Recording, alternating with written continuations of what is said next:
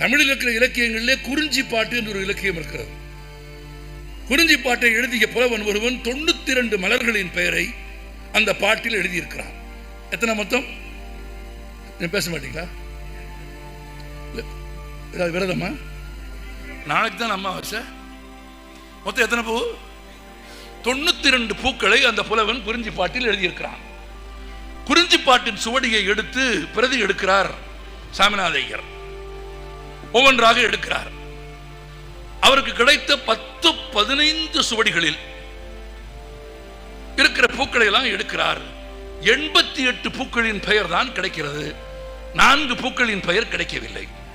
இந்த 92 பூக்களின் பெயர்களையும் முன்பு அமைச்சராக இருந்து தமிழகத்தினுடைய சட்டமன்றத்தினுடைய சபாநாயகராக இருந்த திரு காளிமுத்து அவர்கள் மேடையில் 92 பூக்களின் பெயர்களையும் மனனமாக வரிசையாக சொல்லுவார்.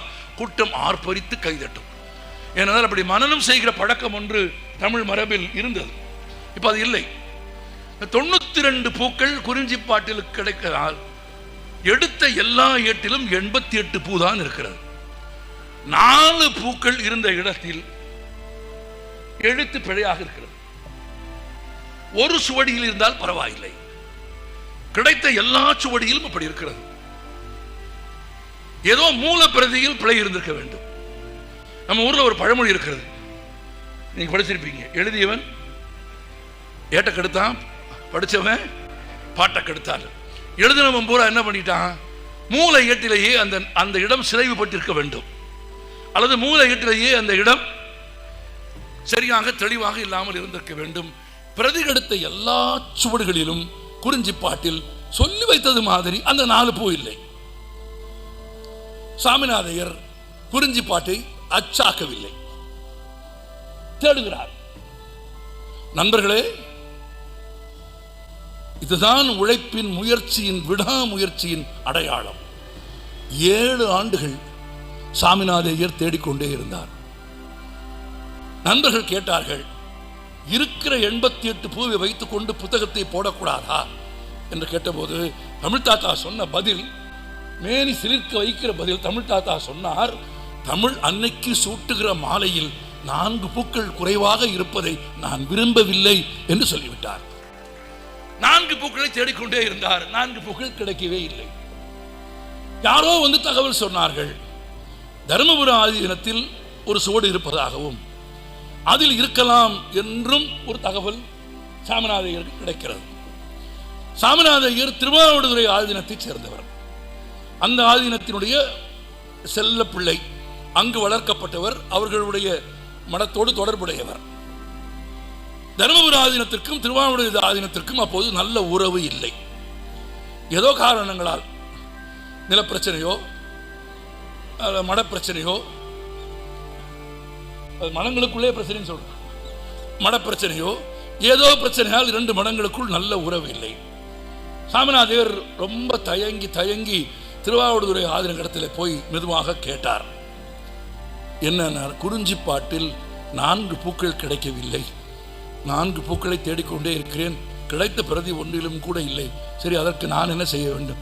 தருமபுர ஆதீனத்தில் இருக்கிற ஒரு சுவடு இருப்பதாக சொல்கிறார்கள், அங்கு போய் கேட்டால் ஒருவேளை இருக்கலாம் என்பதால் சமூகத்தின் அனுமதியை கேட்கிறேன் என்றார். திருவாவடுதுறை ஆதீனம் சொன்னார், நம்முடைய மடத்திற்கும் அந்த மடத்திற்கும் இடையில் சில மனஸ்தாபங்கள், மனக்குமர்கள் இருக்கிறது. ஆனால் அதற்கும் தமிழ் பணிக்கும் சம்பந்தம் இல்லை. சாமிநாதன் விரும்பியபடி தர்மபுர ஆதீனத்திற்கு போய் வேண்டியதை கேட்கலாம், உரிய திருமுகத்தை நாமே தருகிறோம் என்று உத்தரவு கடிதத்தை பெருந்தன்மையாக திருவாவடுதுறை ஆதீனம் சாமிநாதையருக்கு கொடுக்கிறது. கடிதத்தை வாங்கி கொண்டு பல ஆண்டுகளாக தேடிய ஒன்றை தேடி இப்போது தர்மபுர ஆதீனத்திற்கு போகிறார் சாமிநாதையர். அவர்கள் எந்த பகைமையும் இல்லாமல் வரவேற்கிறார்கள். அவர்களும் சொல்கிறார்கள், மடங்கு நிர்வாகங்களுக்குள் 1000 பிரச்சனை இருக்கும், தமிழ் பணிக்கும் அதுக்கும் சம்பந்தம் இல்லை. இங்கே நமக்கு திருமணத்திற்கு சொந்தமான பண்டாரம் இருக்கிறது. பண்டாரம் என்பது ஓலைச்சுவடிகள், முக்கியமான ஆவணங்களை சேர்த்து வைக்கிற இடம். பண்டாரத்தை திறந்து விட சொல்கிறேன், நீங்கள் போய் தேடி எடுத்துக் கொள்ளுங்கள் என்று சொல்லிவிட்டார்கள். மின் விளக்குகள் வராத காலம். பண்டாரத்தை திறந்து விட்டார்கள். பண்டாரத்துக்குள்ளே போனால் பல நூற்றுக்கணக்கான சுவடிகள் உள்ளே அடுக்கி வைக்கப்பட்டிருக்கிறது. ஒரு ஆள் உயர குத்து விளக்கில் எண்ணெய் ஊற்றி திரி போட்டு சாமிநாதையரிடத்தில் பண்டாரத்திற்குள்ளே அவரை விட்டு விட்டு வந்து விட்டார்கள். ஒரு சுவடியை எடுப்பார் சாமிநாதையர், விளக்கு இருக்கிற இடத்திற்கு போவார், போய் பிரித்து பார்ப்பார். அது குறிஞ்சிப்பாட்டு இல்லை என்றால் திரும்ப அதை முறையாக கட்டி எடுத்து கொண்டு போய் வைப்பார்.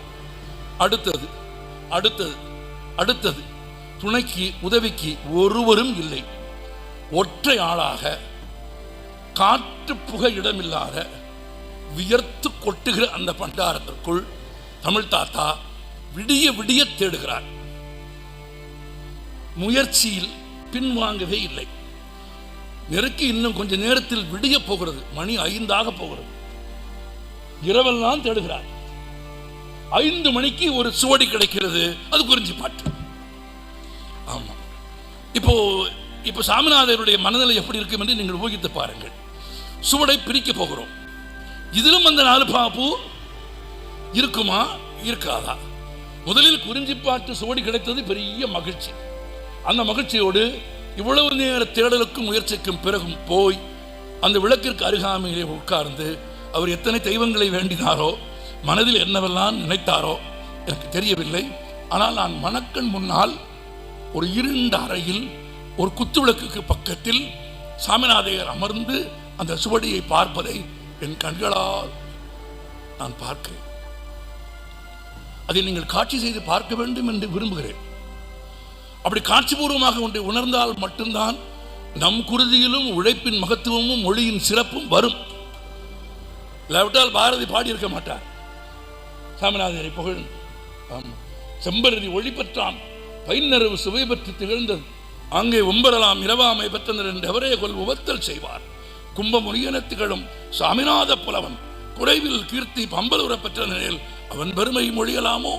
அந்நியர்கள் தமிழ்ச்செவ்வி அறியாதோர் இன்றம்மை ஆழ்வோர் எனும் அந்நியர்கள், ஆங்கிலேயர்கள் அந்நியர்கள் இன்றியம்மை ஆழ்வோர் எனும் பன்னீசீர் மகோபாத்தியாய பதவி பரிவின் ஈந்து நிந்தந்தனக்கு புகழ் சேர்ப்பாரில் முன்னர் இவன் அப்பாண்டியர் நாள் வாழ்ந்திருப்பின் இவன் பெருமை மொழியலாமோ என்று பாரதி ஏங்கி பாடியதன் பொருள் எனக்கு அப்போது தெரிகிறது. கைகள் விடக்க விடக்க விடக்க உள்ளமெல்லாம் பதற பதற அந்த விடிய காலை நேரத்தில் அந்த குத்து விளக்கு வெளிச்சத்தில் சாமிநாதையர் குறிஞ்சிப்பாட்டை தேடுகிறார், புரட்டுகிறார். அந்த 4 பூக்களின் பெயரும் இருக்கிறது. பிறகு 92 பூக்களின் பெயரோடு கூடிய குறிஞ்சிப்பாட்டை வெளியிட்டார். நண்பர்களே, எவ்வளவு பெரிய உழைப்பு இந்த மொழியை செம்மொழியாக்கி இருக்கிறது என்று நினைத்து பாருங்கள்.